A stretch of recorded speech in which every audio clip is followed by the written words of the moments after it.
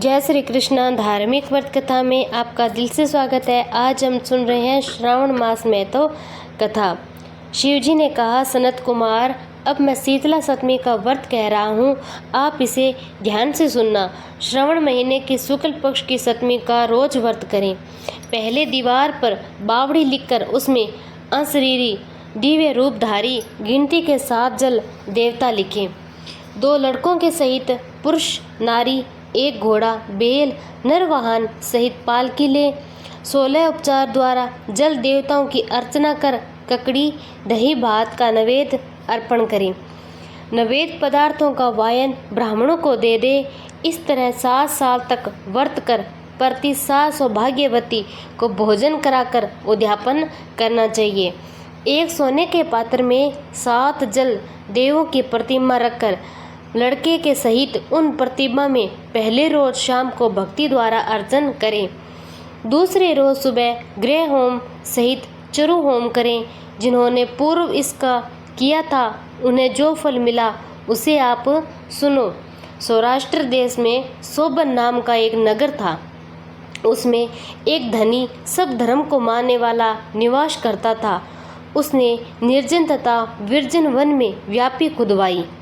उसमें उतरने के लिए बहुत धन खर्च कर पशुओं के निमित्त जलपाना यथार्थ पत्थरों के रमणीक सीढ़ी का निर्माण कराया, जो बहुत ही टिकाऊ और मजबूती से बना हुआ था, जिसके चारों ओर थके हुए प्रतीकों के लिए वृक्षों बगीचों का निर्माण करवाया। और उस बावड़ी का पानी सूख जाने से बिंदुक मात्र जल भी न मिला। उसी समय दुखी हो धनी ने कहा, मेरा परिश्रम तो व्यर्थ हो गया, धन की भी व्यर्थ में खर्च हो गया। वह धनी चिंता कर रात को उस बावड़ी के पास में ही सो गया। उसी रात को सपने में जल देवता ने आकर कहा, हे धनद, जल निकलने का उपाय सुनो। यदि सादर अपने पौत्र की हम लोगों के लिए आप बलि दे दो तो उस बावड़ी में उसी क्षण जल भर जाएगा।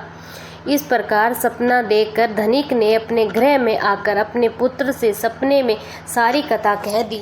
द्रविण नाम वाला जो धनद का पुत्र था वह भी धर्म तत्पर था। उसने पिता से कहा, पिताजी, मेरे तथा मेरे पुत्र भी आप जन्मदाता हो, उसमें यह धर्म का काम है तो इसमें आपको क्या विचार करना, क्योंकि धर्म स्थायी तथा पुत्र आदि सब तो नाशवान है। अल्प मूल्य से बड़ी चीज का मिलना कठिन कहा गया है। मेरे 2 पुत्र हैं, आप उनमें से मेरे बड़े पुत्र सिताशु नाम वाले लड़के को बलि दे दो। हे पिताजी, पर यह बात स्त्रियों से गुप्त रखनी होगी। गुप्त का प्रकार यह है कि मेरी पत्नी गर्भवती है, परसों का समय निकट है, वह अपने पिता के घर में जाने वाली है, उसके साथ मेरा घनिष्ठ बालक भी जाएगा। उसी समय पिताजी, यह काम हमें निर्विघ्न करना होगा। धनत ने पुत्र का जो संवाद सुनकर प्रसन्न हो कहा, हे पुत्र, धन्य हो तुम मेरे लड़के हो, अतः मैं भी धन्य हूँ। मैं समय को पुत्र वाला मानता हूँ। इसी बीच पिता के गृह से सुशीला पत्नी का बुलावा आ गया। वह पिता घर में चली गई। उसी समय द्रविड़ ने अपनी पत्नी से कहा, यह बड़ा पुत्र मेरे पास रहेगा, छोटा लड़का तेरे साथ तुम ले जाओ। सुशीला ने अपने ससुर के कहने मात्र से वैसा तुरंत ही किया।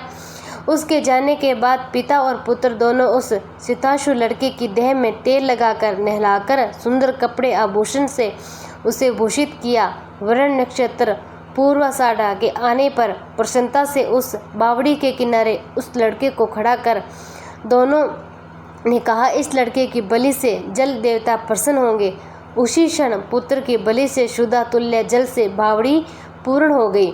दोनों बावड़ियों को जल से भरी देखकर प्रसन्न पुत्र के नाश से दुखी तो अपने घर लौट आया। अपने पिता के घर सुशीला तीसरा लड़का पैदा कर 3 मास बीत जाने पर अपने ससुराल चली आई और उस बावड़ी के पास आई तो उसे जल से परिपूर्ण देखकर विस्मय को प्राप्त होकर उसमें स्नान करके बोली, मेरे ससुर का उद्योग तथा धन खर्च नहीं हुआ है। उस रोज श्रावण महीने के शुक्ल पक्ष की सप्तमी थी। उस सुशीला ने शीतला का शुभ व्रत भी कर रखा था। दही तथा चावल मंगवाकर स्वादिष्ट भोजन बनाया। जल देवता का अर्चन कर दही चावल और ककड़ी का नैवेद्य देकर वायन ब्राह्मणों को दिया। अपने बालक सहित उसने उसी दही चावल ककड़ी का भोजन भी किया। वहाँ से सुशीला का गांव 4 कोस पर था। जब वहाँ से रमणीय पालकी पर सुशीला सवार होकर घर की और दोनों लड़कों के सहित चली तो आपस में जलदेव कहने लगे, इसका लड़का दे देना चाहिए, क्योंकि बड़ी ही सुबुद्धि से इसने हम लोगों का व्रत किया है। इसके व्रत के प्रभाव से नवीन पुत्र दे दो। यदि पूर्व पुत्र का उत्पन्न लड़का नहीं दिया तो हमें प्रसन्नता का फल क्या होगा। इस प्रकार दयावान जलदेवों ने आपस में बातचीत कर उसे जल के बाहर निकाल कर विदा कर दिया। माँ को देखकर लड़का माँ के पीछे भागता हुआ माता जी ऐसा कहकर पुकारा। तब लड़के की ऐसी वाणी सुनकर माँ ने मुड़कर देखा। सुशीला अपने लड़के को देखकर चकित हो उसको गोद में बैठाकर सूंघने लगी, पर उससे कुछ नहीं पूछा। सोचा कि यदि इसे पूछूंगी तो ये डर जाएगा। वह अपने चित्त में विचार करते हुए यदि इसे यहाँ से चोर ले जाते तो इसका अलंकारों से शोभित होना बड़ा ही कठिन है। इस सोच करते हुए कैसे छोड़ते हैं। ऐसे घर संबंधी चिंता समुद्र में गोता लगा रहे थे। ऐसा विचार युक्त सुशीला अपने मकान के दरवाजे तक पहुंची। अब पिता पुत्र दोनों विचार मगन हो कहने लगे, सुशीला क्या कहेगी। उसके पूछने पर हम इसे क्या कहेंगे। इस बीच तीनों बालकों के सही सुशीला अपने घर पहुंची। ससुर तथा पति ने बड़े पुत्र सीताशु को देखकर परम आश्चर्यचकित और प्रसन्न हो पूछा, हे सुशीला, तूने किस पुण्य ये किस व्रत को किया है जो ये पतिव्रता हो। तुम तो धन्य हो, पुण्यवर्ती हो। हिताशु को मरे आज 2 महीने बीत गए, परंतु तुमने इसे कैसे प्राप्त किया है तथा बावड़ी भी जल से परिपूर्ण हुए। जाते समय वहाँ एक लड़के को ले गई, आते वक्त 3 लड़कों को लेकर आई हो। वंश का उद्धार तुमने किया है, मैं क्या तुम्हारी स्तुति करूं। ससुर ने प्रशंसा कर उस पति देव ने प्रेम से देखा। सास ने भी स्तुति की। प्रसन्न होकर उसने कहा, यह सब शुभ मार्ग पुण्य फल इस संसार में मनो भोग उपभोग तथा परम आनंदित हुए। उस आप ये शीतला माता सप्तमी का व्रत करो। इसमें दही चावल, ठंडा शीतल ककड़ी, बल बावड़ी जल तथा शीतला देवता कहे गए हैं। इसे करने वाले तापश्रय से मुक्त होते हैं और इस कारण श्रावण महीने के शुक्ल पक्ष की सप्तमी का नाम यथार्थ शीतला सप्तमी भी